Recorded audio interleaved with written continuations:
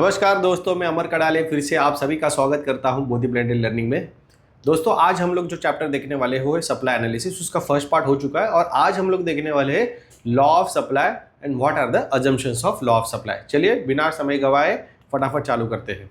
और हाँ, 12th economics lecture series के पहले ऑलरेडी 3 चैप्टर हो चुके हैं, उसके सारे के लिंक्स मैं ऊपर दे रहा हूँ, चेकआउट कर लीजिए। और एक बात, अगर वीडियो पसंद आ रहा है तो दोस्तों के साथ शेयर कीजिए, कमेंट कीजिए अगर कैसा लगा है, और कोई आपको टॉपिक अच्छे से समझना है या दूसरा कोई टॉपिक के ऊपर वीडियो चाहिए तो मुझे बताते रहिए, मैं आपको ज़रूर वो सप्लाई करते रहूँगा। ठीक है, तो चलिए शुरू करते हैं सप्लाई के चैप्टर को। So we will start with the law of supply. What is the law of supply? But before that we will see that what is the supply. The term supply explain the functional relationship between the price of the commodity and quantity supplied. ये जो supply जो है, what that is going to represent the price of the commodity and quantity supplied. So what is a law? According to Professor Alfred Marshall, other thing being constant, higher the price of the commodity, more is the quantity supplied, and lower the price of the commodity, less is the quantity supplied. देखिए, हम लोगों ने law of demand देखा था, उसके ये बिल्कुल opposite है। लॉ ऑफ डिमांड क्या कह रहा था? Higher the price, lower the demand, lower the price, higher the demand. क्योंकि उनका जो रिलेशनशिप था प्राइस और डिमांड का, कैसा था? अपोजिट था। हेलो, अपोजिट होने की वजह से दोनों के अपोजिट में रिएक्ट कर रहे थे। वेयरएज सप्लाई का जो रिलेशनशिप है, सप्लाई कौन कर रहा है? प्रोड्यूसर। प्रोड्यूसर को क्या चाहिए? हायर प्राइस होगी, so he will going to get the higher profit. Has higher the price, higher will be the supply, lower the price, lower is the supply. इतना सिंपल है लॉ ऑफ सप्लाई। थोड़ा और simple करके हम लोग उसको समझते हैं। Other factors being constant remain constant, rise in the price result in the rise of the quantity supply and vice versa। यही लॉ था हमारा, देखिए पहला वाला लॉ ऑफ डिमांड। वैसे ही thus there is a relationship। कैसा है? सप्लाई में प्राइस और क्वांटिटी का रिलेशनशिप कैसे है? प्रोपोर्शनेट रिलेशनशिप, डायरेक्ट रिलेशनशिप है। मतलब प्राइस इंक्रीज होगा, इसका मतलब है सप्लाई इंक्रीज होगा। प्राइस डिक्रीज होगा, सप्लाई डिक्रीज होगा। There is a relationship between the price and the quantity supplied. तो चलिए देखते हैं what is a symbolical representation of the law of supply. Law of supply represents symbolically like Sx is equal to F in bracket Px। बता देता हूँ what is mean by S, X, F और P क्या है। So यहाँ पे S मतलब supply है, X मतलब कमोडिटी है, F मतलब फंक्शनल रिलेशनशिप बिटवीन है, किसमें? प्राइस एंड सप्लाई में, and P is the price of the commodity. इस तरीके से हम लोग सिम्बॉलिकली रिप्रेजेंट करते हैं लॉ ऑफ सप्लाई। ठीक है, अभी हम लोग चलते इंपॉर्टेंट पार्ट जो यहाँ पे है कि ये वर्क कैसे होता है। ये तो मैंने वर्ड वाइज बता दिया कि आपको कि ये law of supply, but actual में वर्क कैसे हो रहा है, चलिए हम लोग ये शेड्यूल और ग्राफ के हिसाब से देखते हैं। तो पहले देखिए, ये शेड्यूल में दिया हुआ है price of the commodity. Price increase हो रहा है। पहला जो प्रोडक्ट है उसका प्राइस है 10 rupees, then 20 rupees, then 30 rupees, then 40 rupees and then 50 rupees. As the price increases, supplier देखिए कौन है? जो प्रोडक्ट बेच रहा है। जो प्रोडक्ट बेच रहा है उसका मोटो क्या रहता है? Profit maximisation. प्रॉफिट कैसे इंक्रीज होगा? जब कोई भी प्रोडक्ट का प्राइस इंक्रीज होगा तो उसका शायद प्रॉफिट इंक्रीज होगा। कॉस्ट नहीं इंक्रीज होना चाहिए उसके साथ, सिर्फ अगर प्राइस इंक्रीज हो रहा है तो उस आदमी को प्रॉफिट ज्यादा मिल रहा है। And as a producer what he will do, he will supply more product as the price increases. तो वैसे ही यहाँ पे हो रहा है।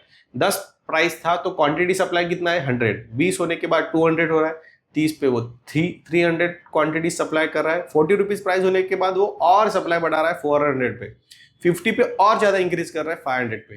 तो ये क्या हो रहा है? As price increases supply increases.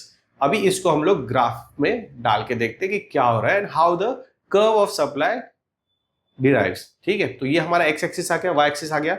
X axis पे हम लोग देंगे क्वांटिटी सप्लाइड और वाई एक्सिस पे हम लोग लेने वाले हैं प्राइस ऑफ द कमोडिटी। तो चलिए हम लोग हमारा जो ये प्राइस और क्वांटिटी का जो रिलेशन था उसको हम लोग ग्राफिकल में रिप्रेजेंट करते हैं। जब 10 रुपया प्राइस था तो 100 क्वांटिटी था, 20 पे 200, 30 पे 300, 40 पे 400 और 50 पे 500। इसको हम लोग क्या करते? ज्वाइन करते, इसके पॉइंट डॉट ड्रॉ करते। ये तो ये हमारे क्या आ गए? कॉम्बिनेशंस आ गए। इन सारे कॉम्बिनेशन को अगर मैं ज्वाइन करूं तो मुझे जो सप्लाई कर्व मिल रहा है वो कैसा है? Left to right increasing. Increase हो रहा है। हेलो, लॉ ऑफ डिमांड का डिक्रीजिंग है, वेयर लॉ ऑफ सप्लाई का कैसे? इंक्रीजिंग। क्यों? क्योंकि प्राइस एंड क्वांटिटी सप्लाई में कैसा रिलेशनशिप है? डायरेक्ट। उसी को आप बोल सकते हो प्रोपोर्शनेट रिलेशनशिप है। Hello, as price increases quantity supply increases. और ये जो कर्व है इसको हम लोग बोलेंगे supply curve. Are you getting me? Are you there with me? तो ये हम लोगों ने देखा सप्लाई शेड्यूल और सप्लाई कर्व। आगे चल के देखते हैं what are the different assumptions for the law of supply. देखिए कोई भी लॉ अगर आपको इकोनॉमिक्स का एक्सप्लेन करना है, उसको प्रूव करना है, we need to assume certain things over there to prove the law. तो वैसे ही लॉ ऑफ सप्लाई प्रूव करने के लिए हमें सर्टेन अजम्पशंस लेने पड़ते हैं। तो वो अजम्पशंस क्या क्या है हम लोग वन बाय वन देखते हैं। सबसे पहला अजम्पशन है कांस्टेंट कॉस्ट ऑफ प्रोडक्शन, मतलब कॉस्ट चेंज नहीं होना चाहिए। क्या, मैं आपको डिटेल में वापस बताता हूँ। Constant technique of production, technology जो है चेंज नहीं होनी चाहिए। Third one is no change in the weather condition, weather conditions constant रहने चाहिए। हेलो, चेंज नहीं होना चाहिए, बारिश ज्यादा नहीं होनी चाहिए, बारिश कम नहीं होनी चाहिए, वो कैसे रहनी चाहिए, कांस्टेंट रहनी चाहिए। क्यों बताता हूँ। No change in the government policy, government ने कोई भी पॉलिसी चेंज नहीं करना चाहिए, वो कांस्टेंट रखना चाहिए। What is the next, no change in transportation cost, transportation cost same रहना चाहिए, उसमें कोई भी चेंजेस नहीं होना चाहिए, कम भी नहीं होना चाहिए, इंक्रीज भी नहीं होना चाहिए। क्यों, मैं बताऊंगा आपको। Price of other goods remain constant, competitor हो या कॉम्प्लीमेंट्री हो, दोनों का प्राइस कैसे रहना चाहिए, कांस्टेंट रहना चाहिए। And last, no future expectation about the price change. चलिए वन बाय वन देखते हैं हम लोग क्या है ये सब। ठीक है, शुरू करते हैं कांस्टेंट कॉस्ट ऑफ प्रोडक्शन से। ठीक है, क्या बोल रहा है यहाँ पे, it is assume that the cost of production of goods does not change. क्यों, if the cost of production rises it reduces the sellers profit and they may supply less at the same price. क्या हो रहा है, मैं आपको example बता देता हूं। यहाँ पे आपको एग्जांपल लेके देखते हैं। If the cost of raw materials like steel increases, car manufacturers may reduce the supply of cars they are producing. क्यों, बता देता हूं। उसके लिए और एकदम सिंपल एग्जांपल ले लेते हैं। ये हमारे घर में भी होता है। ये तो हम लोग इंडस्ट्री की बात करें कि स्टील का प्राइस इंक्रीज हो गया तो कार का सप्लाई लेस हो जाता है, क्योंकि क्या, कार का मैन्युफैक्चरिंग कॉस्ट इंक्रीज हो रहा है। प्राइस तो चेंज नहीं हुई, प्राइस वैसी है, लेकिन कॉस्ट ऑफ प्रोडक्शन इंक्रीज होने की वजह से क्या हो रहा है, सप्लायर जो है, प्रोड्यूसर जो है, उसका प्रॉफिट कम हो रहा है। कैसे, मैं आपको बता देता हूं। ये बहुत बार होने वाला सिचुएशन है। किसके साथ होता है पता है, ऑनियन के साथ। पानी आया मुंह में, ये हमारे घर में भी बनता है और हम लोग बाहर से भी खरीद के लाते हैं। लेकिन जब मार्केट में ऑनियन का प्राइस इंक्रीज होता है, हेलो, तो ऑनियन का भजी हमारे घर में भी नहीं बनता है और दुकान वाला भी नहीं बनाता है। क्यों, क्योंकि उसका जो प्राइस है वो चेंज नहीं कर रहा है, वही प्राइस पे उसको वो बेचना डिफिकल्ट हो जाता है। अगर 40 रुपीज प्लेट या 50 रुपीज प्लेट है और मार्केट में ऑनियन का प्राइस 100 रुपीज केजी चला गया, तो क्या वो 40 रुपीज प्लेट में बेच पाएगा, नहीं। इससे अच्छा वो क्या करता है, वो प्रोडक्शन ही नहीं करता है। हेलो, और हमारे घर में भी अगर हम लोग ऐसी सिचुएशन में बोले कि मम्मी मुझे आज कांदा भजी खाना है, आप बना दोगे, तो क्या होगा, ये कैसे जोर के पड़ जाएगी। क्यों, इतना ऑनियन महंगा हो गया और तुमको ऑनियन भजी खाना है, नहीं होगा। क्यों, कॉस्ट ऑफ प्रोडक्शन इंक्रीज होने की वजह से उसका प्रोडक्शन अफेक्ट हो जाता है। प्रोड्यूसर क्या करेगा, उस टाइम पे वो प्रोडक्ट सेल नहीं करेगा, प्रोड्यूस नहीं करेगा, आइदर कम क्वांटिटी में प्रोड्यूस करेगा। Okay, next point, next is what, unchanging production techniques. Technique change हो गया तो क्या होगा, बताता हूं। The law assumes that there is no improvement in the technology or methods used to produce the goods. If technology improves, production might become more efficient, leading to increase in supply, even the price remains the same. हमारा law क्या कह रहा है, price increases, supply increases, लेकिन price same है, लेकिन मैंने क्या कर दिया, एक टेक्नोलॉजी अपग्रेड कर दिया, उससे मेरा प्रोडक्शन का स्पीड बढ़ गया। हेलो, तो जो मैं महीने में 1000 क्वांटिटी प्रोड्यूस कर रहा था, नई मशीन की वजह से या न्यू टेक्नोलॉजी अपग्रेडेशन की वजह से मेरा 1200 प्रोडक्ट प्रोड्यूस हो रहा है। प्रोड्यूस हुआ है तो मैं क्या करूंगा, रखूंगा नहीं, सेल के लिए भेज दूंगा मार्केट में। So in spite of no change in the price of the product, मेरी टेक्नोलॉजी अपग्रेड होने की वजह से मैंने मार्केट में सप्लाई बढ़ा दिया। हेलो, प्राइस चेंज हुई है, नहीं, तो यहाँ पे लॉ ऑफ सप्लाई वर्क नहीं करेगा। सो इसीलिए हम लोग क्या अज्यूम कर रहे हैं, there is no change in the technology in the market. और एक एग्जांपल लेते हैं। A factory using more advanced machinery may be able to produce more goods without increasing the cost, increasing supply at the same price। वही बोल रहा है कि अगर कोई एडवांस मशीन उन्होंने लेके आई या उसका स्पीड बढ़ा दिया, what will happen? It will produce more products at the same prices without increasing the cost of the product। Cost वही लग रहा है। ठीक है, चलिए नेक्स्ट पॉइंट देखते हैं क्या है। Next point is stable weather conditions. अगर मान लो किसी साल बारिश बहुत अच्छी हो गई और प्रोडक्शन क्या होगा, इंक्रीज होगा, और उस वक्त मार्केट में सप्लाई बढ़ जाएगा। क्योंकि एग्रीकल्चर प्रोडक्ट्स आप लोग रख सकते हैं नहीं, आपको सप्लाई करना ही पड़ेगा, तो ऑटोमेटिकली मार्केट में सप्लाई इंक्रीज हो जाएगा। For agriculture goods it is assume that weather condition remains favourable. Adverse weather events like floods और droughts can reduce the supply in the market. यहाँ पे क्या हो रहा है कि अगर फ्लड और ड्रॉट जैसा सिचुएशन आ गया तो मार्केट में जो सप्लाई है कम हो जाएगा। सप्लाई कब हो रहा है? जब प्राइस कम हो रही है। यहाँ पे प्राइस कम हुई है क्या? नहीं, प्राइस वही है, लेकिन सप्लाई क्यों कम हुआ है? क्योंकि बारिश अच्छी नहीं हुई है, और बारिश अच्छी नहीं होने की वजह से एग्रीकल्चर प्रोडक्शन कम हो गया है। Hello, are you getting me? तो यहाँ पे लॉ ऑफ सप्लाई क्या हो रहा है? अफेक्ट हो जाएगा। इसीलिए हम लोग ये पॉइंट क्या कर रहे हैं? अज्यूम कर रहे हैं that there will be no change in the weather condition. ये मेरा अजम्पशन है, ठीक है। Example, if a region experience a drought, the supply of crops like wheat और राइस में decrease regardless of the price. वही बोला है, ठीक है। नेक्स्ट पॉइंट देखते हैं। नेक्स्ट पॉइंट है अनचेंज ट्रांसपोर्टेशन कॉस्ट। यहां पे क्या है? Transportation cost are assume to remain constant if transportation becomes cheaper और more efficient, supply might increase since it easier to deliver goods to the market. ऐसे हो सकता है कि अभी अटल सेतु हुआ है, मुंबई में एक नया ब्रिज बना हुआ है जिससे कि साउथ बॉम्बे से पनवेल उल्वे की तरफ जाना बहुत आसान हो गया। 20 मिनट्स में जा सकते हैं, पहले 1.5 घंटा लग रहा था। हेलो, पहले क्या हो रहा था? 1.5 घंटा लग रहा था, अभी हम लोग सिर्फ 20 मिनट में जा सकते हैं। तो उसकी वजह से क्या हो जाएगा? ट्रांसपोर्टेशन ईजी हो गया, उसके साथ साथ ट्रांसपोर्टेशन कॉस्ट भी कम हो गया। तो मैं क्या करूंगा, जो पहले 10 प्रोडक्ट बेच रहा था दिन में 20 प्रोडक्ट बेचूंगा, वहां पे भेज सकता हूँ। क्यों? वही सेम ट्रांसपोर्टेशन कॉस्ट में मेरा डबल प्रोडक्ट जा रहा है वहां पे, तो मैं क्या करूंगा? सप्लाई कर दूंगा। In spite of changing the cost price of the product, मैं क्या कर रहा हूँ? सप्लाई इंक्रीज कर रहा हूँ। क्यों? क्योंकि मेरा ट्रांसपोर्टेशन कॉस्ट कम हो गया इसके लिए। Example, if a new highway reduces the travel time for trucks, a company may supply more products to distance market at the same price. वही मैंने बोला आपको कि नया ब्रिज बना है अटल सेतु, वहां से हमारा ट्रांसपोर्टेशन के लिए टाइम जो लग रहा था कम हो गया है।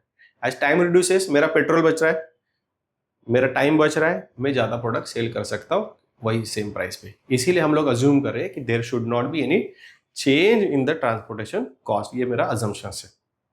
नेक्स्ट अजम्पशन क्या है? Constant prices of the other goods. यहाँ पे क्या है देखिए, it is assume that the prices of other goods remain the same. If the price of another product rises, producers might switch their resources to produce the products, instead reducing the supply of the original product. Confusing है थोड़ा, मैं आपको आसान करके बताता हूँ। देखिए, as a example, if the price of corn increases, किसका प्राइस इंक्रीज हुआ है? कॉर्न का। मैं फार्मर हूँ, मेरे खेत में 1 एकड़ जगह है, उसमें मैंने पहले क्या कर दिया था? आधा कॉर्न लगा दिया था, आधा गेहूं लगा दिया था, क्योंकि दोनों का प्राइस सेम होता।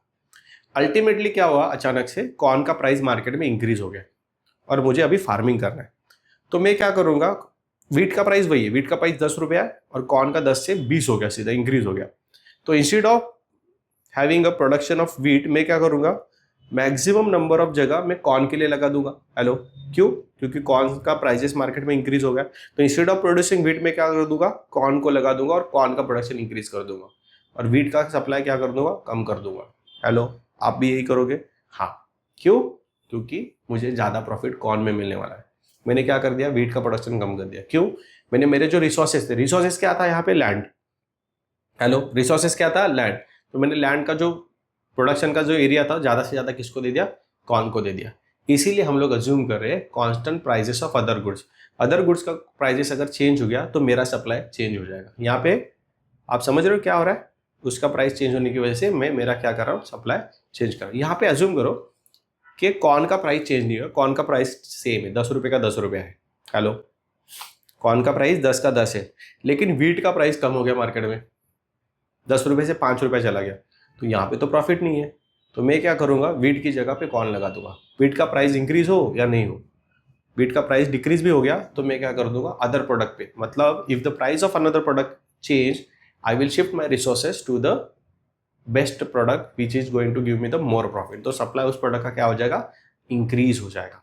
नाउ हमारा नेक्स्ट पॉइंट है, next and last point, no future expectation of the price change. ये हमारा लास्ट अजम्पशन है।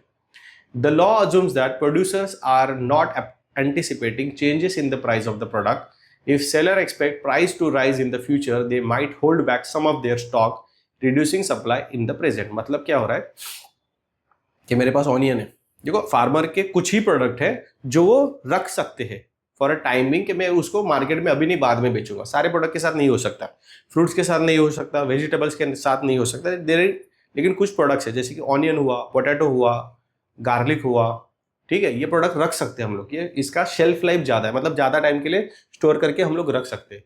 तो मान के चलो कि ऑनियन का मैंने प्रोडक्शन कर लिया, मेरे पास 1000 किलोज ऑफ ऑनियन है, मेरा प्रोडक्शन आ गया, लेकिन मेरे को पता चला कि मार्केट में कुछ दिनों बाद ऑनियन का प्राइस इंक्रीज होने वाला है। हेलो, कोई भी फार्मर क्या करेगा, वो अभी बेचेगा कि बाद में बेचेगा? बट ऑब्वियस वो क्या बोलेगा कि मैं अभी बेचने से अच्छा है मैं रखता हूं और कुछ दिनों बाद में क्या करूंगा, उसको सप्लाई करूंगा या सेल करूंगा। तो उसकी डिसीजन की वजह से करंट मार्केट सप्लाई क्या होगा, अफेक्ट होगा, कम हो जाएगा। हेलो, आप समझ रहे हो? क्यों? क्योंकि उसने सोचा कि फ्यूचर में जाके क्या होने वाला है, प्राइजेस इंक्रीज होने वाला है। ऐसी और एक प्रोडक्ट के साथ होता है, वो कौन सा है? Oil. If oil producer expect the price of the oil to rise in the next month, they may reduce the supply now and waiting to increase the price in the next month so that they will supply their product in the next month instead of this month. समझ रहे आप? तो हम लोगों ने कितने total assumptions देखे? No change in the cost of production, no change in the transportation cost, then other products supply should remain constant, no expectation about the future change in the prices, weather conditions remains constant, no change in government policies, and these are the assumptions that we have seen. और हम लोगों ने law of supply भी देखा। Law of supply क्या है? Other things remains constant, price of the good increases, supply of it increases and vice versa. किसने बताया था? अल्फ्रेड मार्शल ने बताया था। ठीक है, हम लोगों ने उसका ग्राफ भी देखा है, शेड्यूल भी देखा है। As price increases supply increases, और लॉ ऑफ सप्लाई का जो ग्राफ है, मतलब सप्लाई का जो कर्व है, वो कैसा है? Left to right increasing. Why increasing? Because there is a proportionate relationship between the price of the commodity and quantity supply. ये सारी चीजें हम लोगों ने आज की वीडियो में देखी है। आई होप आपको हमारा आज का वीडियो पसंद आया होगा। पसंद आया होगा तो कमेंट कीजिए, लाइक कीजिए, शेयर कीजिए और ऐसे ही हमारे साथ बने रहिए ताकि हम लोग आपको आपकी जर्नी में हेल्प आउट कर सकें। ठीक है, मिलता हूं जल्दी नेक्स्ट वीडियो में। तब तक पढ़ते रहो, आगे बढ़ते रहो। Bye bye.